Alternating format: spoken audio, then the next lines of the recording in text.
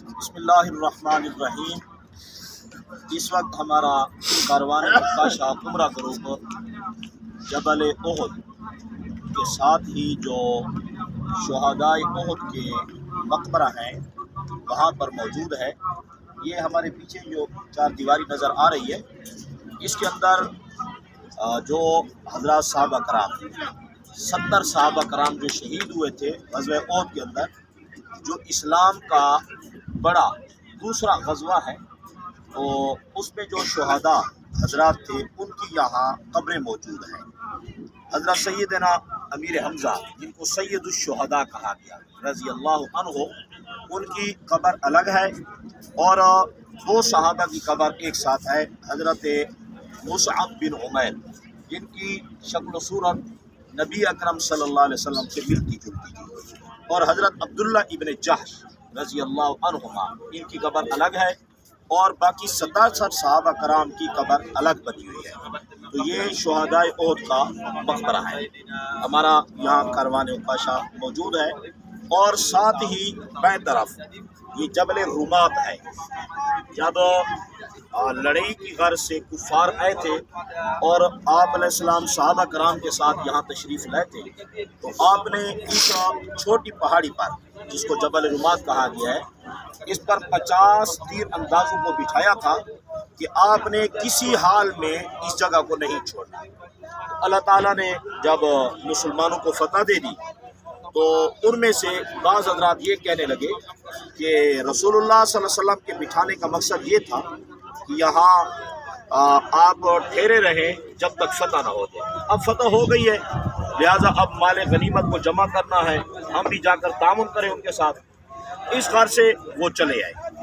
حضرت عبداللہ ابن جبیر جو ان کے امیر تھے، وہ ان کو منع کرتے رہے کہ آپ نہ جائیں، لیکن بہرحال یہ حضرات صحابہ کرام چلے آئے۔ صرف 13 صحابہ کرام وہاں باقی رہ گئے تھے۔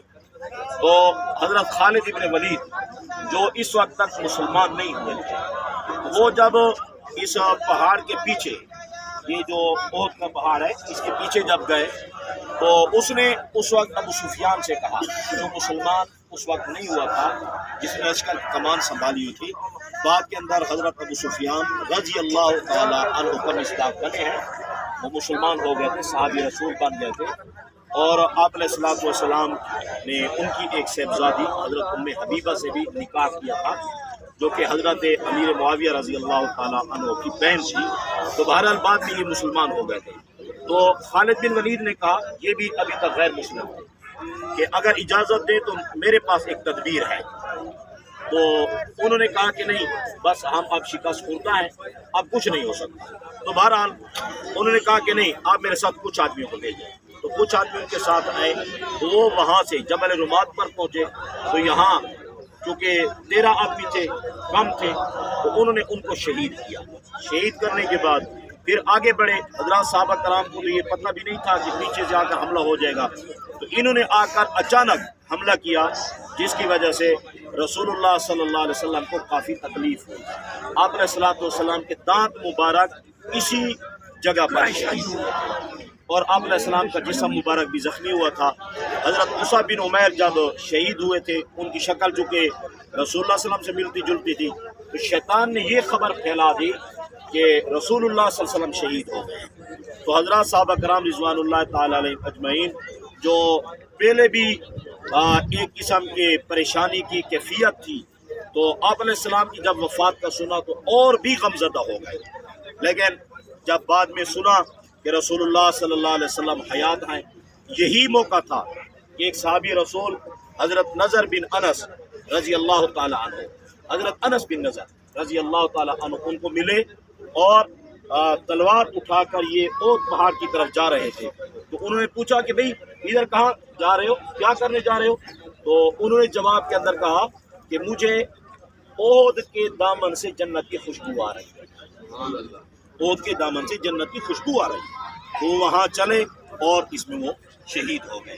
اور آپ علیہ السلام کے چچا حضرت سیدنا امیر حمزہ رضی اللہ تعالیٰ عنہ کی شہادت بھی یہی ہوئی ہے، جس کی شہادت پر آج دیکھیں، کسی کی موت پر شہادت پر ماں روتی ہے، کسی کی موت اور شہادت پر باپ روتا ہے، بھائی روتے ہیں، رشتہ دار روتے ہیں، لیکن سیدنا امیر حمزہ وہ خوش نصیب صحابی رسول اور آپ کے وہ پیارے چچا تھے جس پر خود رسول اللہ صلی اللہ علیہ وسلم رو رہے تھے، آپ اس پر رو رہے تھے۔